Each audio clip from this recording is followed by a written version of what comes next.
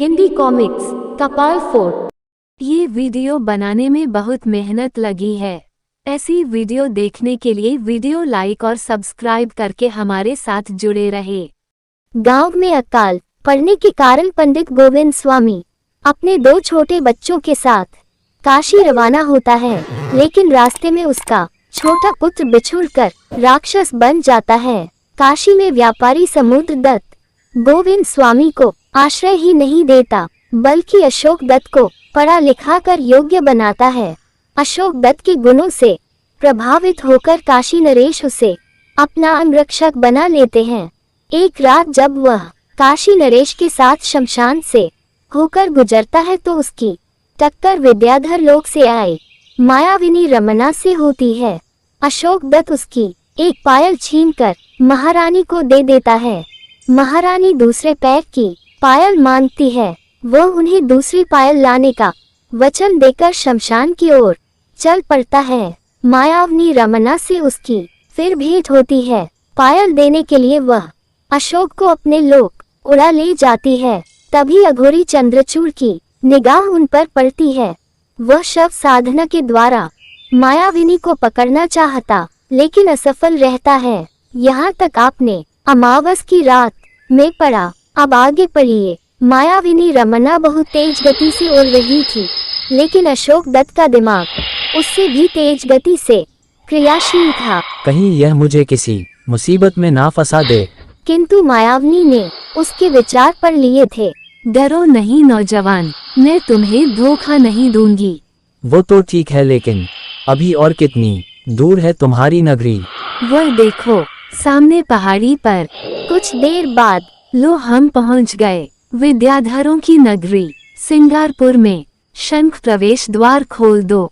अवश्य राजनर्तकी, लेकिन अंदर सिर्फ तुम ही जा सकती हो। नहीं, ये नौजवान भी मेरे साथ जाएगा। बेशक, पर यह मानव है और मानव के प्रवेश की मनाही है सिंगारपुर में। फिर भी अगर तुम इस मानव को अंदर ले जाना चाहती हो तो तुम्हें महाराज कपाल फोर की आज्ञा लेनी होगी। ठीक है, मैं राजाज्ञा लेकर आती हूँ। अशोक तुम मेरी यही प्रतीक्षा करना। कहकर मायाविनी रमना जल्दी से नगर में प्रवेश कर गई और महाराज कपाल फोर के महल में जा पहुँची। उसे वहाँ देखकर तुम? हाँ महाराज, मैं आपकी प्रिय नर्तकी रमना। तुम्हें सुरक्षित लौटा देकर हमें बड़ी खुशी हुई, पर तुम बची कैसे उस दुष्ट मानव से? अपनी चतुराई से महाराज। हमें तुम्हारे बारे में बहुत चिंता थी, पर तुम वहाँ गई किस लिए थी? अपने पूर्व काल की याद ताज़ा करने के लिए। विद्याधर बनने से पूर्व मैं उसी नगर में रहती थी, इसलिए हर अमावस की रात मैं उस महाशमशान में जाती हूँ। अजीब बात है, तुम्हें अभी भी याद है अपने पूर्व काल की घटनाएं? हर विद्याधर को याद रहती है, क्या आपको याद नहीं? हमें तो कुछ याद नहीं। आपने कोशिश ही नहीं की होगी, नहीं तो जरूर याद आता। रमना के इतना कहने पर सोच में पड़ गया कपाल फोर। कौन था मैं? मेरे पूर्व काल का इतिहास क्या है? क्या मैं आरंभ से यही था या फिर किसी और लोक से आया था? कौन था मैं? कौन था मैं? कौन था मैं? सोच सोच कर उसका दिमाग चकराने लगा, परंतु उसे कुछ भी याद नहीं आया। यकायक उसकी मुख मुद्रा में परिवर्तन हुआ और बंद करो ये बकवास, हम कुछ नहीं सोचना चाहते। मूर्ख स्त्री, तू मेरे पूर्व काल की बात बताकर अपनी सजा से बचना चाहती है। महाराज, सजा? मक्कार स्त्री, तूने विद्याधरों की प्रतिष्ठा को आघात पहुंचाया है। मायावी शक्तियां होते हुए भी तू एक साधारण मानव से पराजित हो गई। तू सजा की हकदार है। हम तुझसे तेरी शक्तियां छीन लेंगे। स्वर्ण कमल, सोख लो इसकी सारी मायावी शक्तियां। नहीं, कुछ क्षण बाद। हा, अब तू एक साधारण नारी है। तेरी सभी शक्तियां इस स्वर्ण कमल में कैद हो गई है। अब बारी है उस मानव की जिसने विद्याधर लोक की शक्ति को ललकारा है। बता कहाँ है वह कीड़ा? मुझे नहीं मालूम। ठीक है, हम स्वयं ही मालूम कर लेते हैं। प्रेरी प्रेरी प्रेरी प्रेरी। आदेश महाराज, पृथ्वी लोक से उस व्यक्ति को खोजकर लाओ जिसने रमना को बंदी बनाया था। पर तभी शंख, तुम? क्षमा चाहता हूँ महाराज, राज नर्तकी एक मानव के लिए आपसे नगर प्रवेश की आज्ञा लेने आई थी। बहुत देर हो गई तो मैंने आपके पास आना उचित समझा। क्यों रमना, कौन है वह मानव? मैं समझ गया, वह जरूर वही मानव होगा जिसने तुझ पर अधिकार कर लिया था। शंख ले जाओ इसे और उस मानव के साथ सर्प गुफा में फेंक दो। महाराज क्षमा कर दीजिए, इतना कड़ा दंड मत दीजिए। क्षमा कदापि नहीं, हा हा हा। जैसे ही शंख रमना को लेकर द्वार से गुजरा, छ बेचारी रमना, बहुत बुरा हुआ इसके साथ। ये खबर जल्दी से रमना की छोटी बहन विद्युत प्रभा तक पहुंचा दूं। शायद वह इसकी कोई सहायता कर सके।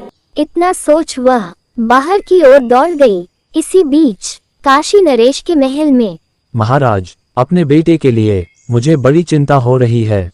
कहाँ है हमारा अशोक? हम स्वयं चिंतित हैं उसके लिए। तभी काशी नरेश की जय। प्रैरी कुछ पता चला उस अघोरी का? हाँ महाराज, अघोरी चंद्रचूड़ इस समय शमशान में मौजूद है। आप लोग भी चलिए, उसे अघोरी से अभी संपर्क करना आवश्यक है। शीघ्र ही शमशान में। महाराज, वह रहा अघोरी अपनी साधना में लीन। उसे अपनी तपस्या समाप्त कर लेने दो, तब तक हम प्रतीक्षा करते हैं। ओम कली कलीम प्रकट हो बेताल राज। कुछ क्षण बाद बेताल उपस्थित है, आज्ञा दो। विद्याधर लोक जा और उस मायावनी को खोज कर ला जो मेरे भाई की मौत की जिम्मेदार है। जो आज्ञा। दूसरे की क्षण स्तब्ध रह गए काशी नरेश। अब मेरे बेटे का क्या होगा? ईश्वर पर भरोसा रखो, सब ठीक हो जाएगा। इसी बीच है राजाज्ञा का पालन करता शंख। अपने इष्ट देव को याद कर ले राज नर्तकी, और मानव तू भी। और फिर आया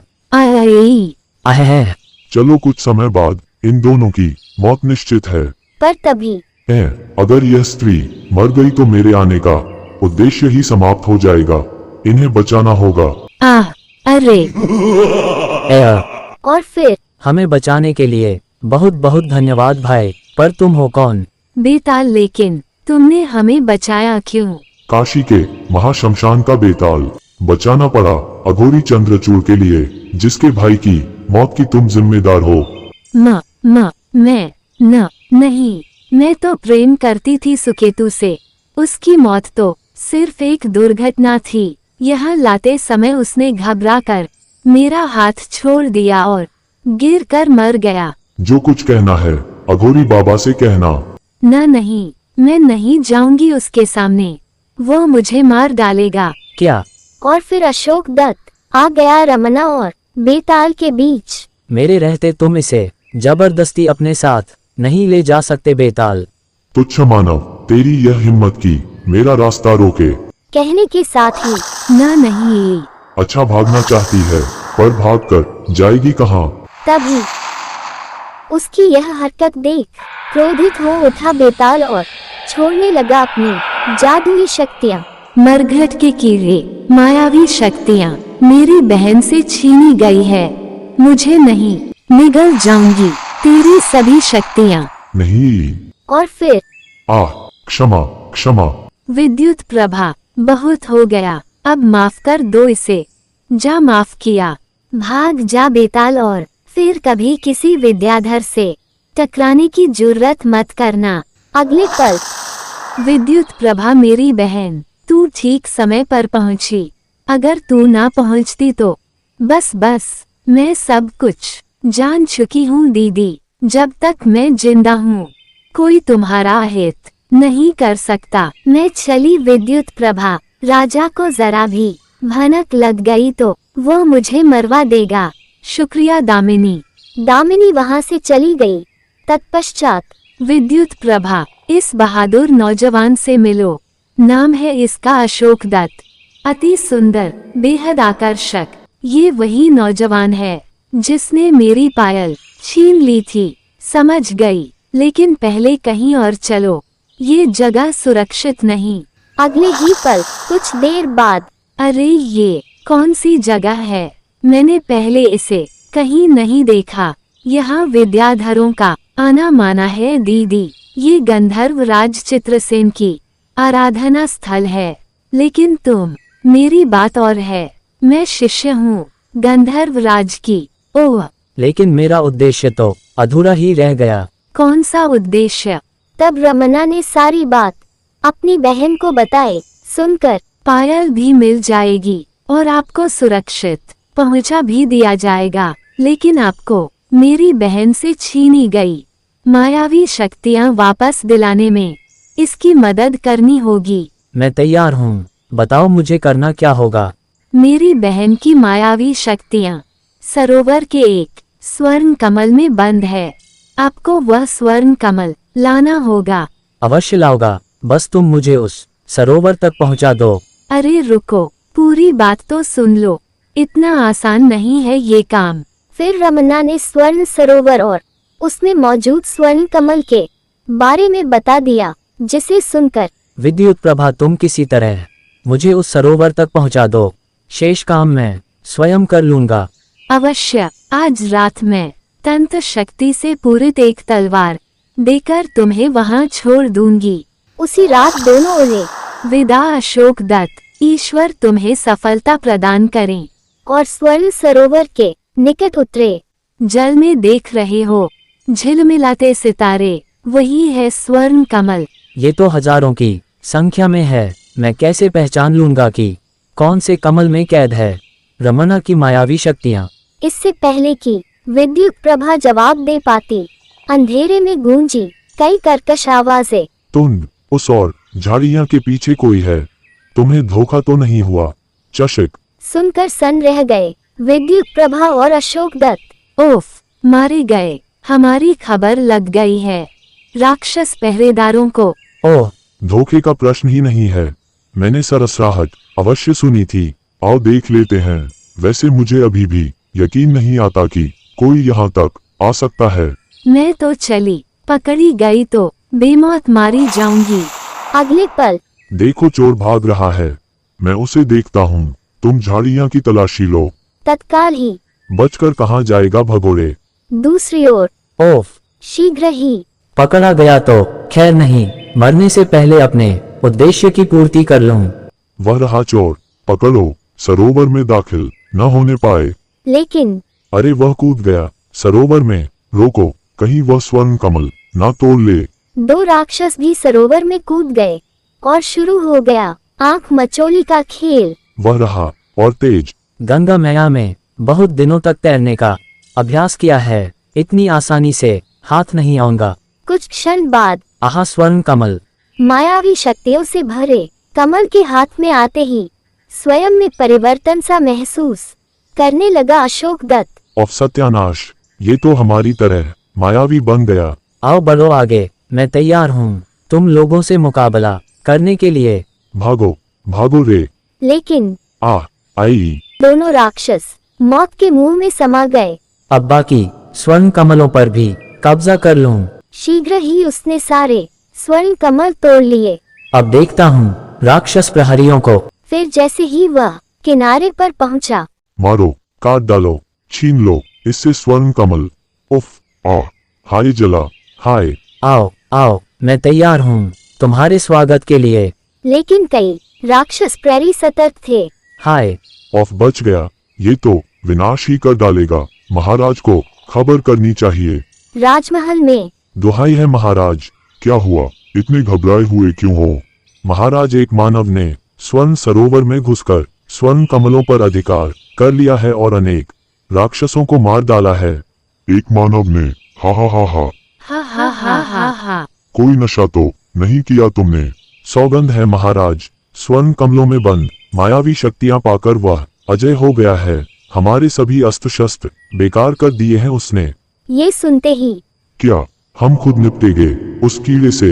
अचानक हवा में प्रकट हुआ उसका हथियार और उड़ चला स्वर्ण सरोवर की ओर। इधर भाग गए कायर। भागो भागो भागो, तभी अब तू मरेगा कीड़े, संभल। हा हा हा। लेकिन बेकार है कपाल फोड़, तुम्हारा कोई भी अस्त्र मुझे नहीं मार सकता। अगले क्षण अंदर अशोक के पास आते ही दो भागों में बट गया। हवाओ, तेरी शक्तियाँ मेरा कुछ नहीं बिगाड़ सकती, हिम्मत है तो सामने आकर मल युद्ध कर। कपाल फोड़ ने चुनौती स्वीकारी और तब तक विद्युत प्रभा भी राक्षसों से पीछा छुड़ाकर वहां आ गई थी। तभी अशोक दत्त की आंखों से 2 अग्नि किरणें निकली और ओ नहीं, कपाल फोड़कर शरीर पिघलने लगा।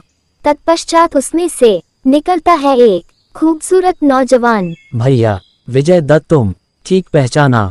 पुनर्मिलन मुबारक हो बेटे, आज तुम्हारे अभिशाप की अवधि समाप्त हुई। अभिशाप? हाँ, तुम दोनों पूर्व जन्म में गंधर्व थे। एक अभिशाप के कारण तुम्हें मृत्यु लोक में जन्म लेना पड़ा था और इस अभिशाप के कारण विजय दत्त राक्षस बनाकर विद्याधर लोक का राजा बना। आप कैसे जानते हैं ये सब? इसलिए कि मेरे ही अभिशाप के कारण तुम राक्षस बने थे। आप कौन हैं योगी श्रेष्ठ? गंधर्वों का राज पुरोहित आचार्य चंद्र ललाट। प्रणाम आचार्य जी, मेरा भी प्रणाम, स्वीकार करें। आयुष्मान भव। एक प्रश्न आचार्य जी, क्या हम में समाई मायावी शक्तियाँ अब सदैव हमारे पास रहेगी? नहीं, वे शक्तियां तो तुम्हारे मिलन के साथ ही समाप्त हो गई है, लेकिन एक रास्ता है। वह क्या रास्ता है आचार्य जी? इधर आओ बेटी। अशोक, ये तुम्हें हृदय से प्रेम करती है, इसे स्वीकार करो। म ग र। संकोच मत करो, यही तुम्हारे पूर्व जन्म की संगिनी है। जो आदेश आचार्य जी। तत्पश्चात अशोक दत्त, ये रही वह पायल, तुम्हारे लिए भी एक उपहार है विजय दत्त, लो स्वीकार करो।